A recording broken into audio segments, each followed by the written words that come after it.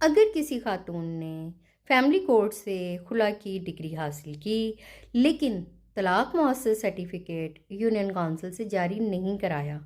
بلکہ صرف اور صرف یک طرفہ خلا کی بنیاد پر دوسرا نکاح کر لیا تو یہ معاملہ قانونی اور شرعی اعتبار سے انتہائی حساس ہو جاتا ہے۔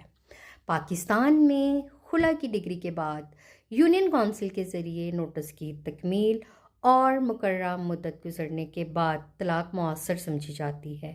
یونین کونسل عدت کی تکمیل پر طلاق مؤثر سرٹیفکیٹ کا اجرا کرتی ہے۔ عدت کے دوران دوسرا نکاح جائز نہیں ہوتا، اور اگر عدت کے بغیر نکاح ہو جائے تو وہ نکاح شرعاً فاسد یا باطل قرار دیا جا سکتا ہے۔ اس صورت میں پہلا شوہر عدالت میں خلا کی ڈگری چیلنج کر سکتا ہے اور دوسرے نکاح کی شرعی حیثیت پر سوال اٹھا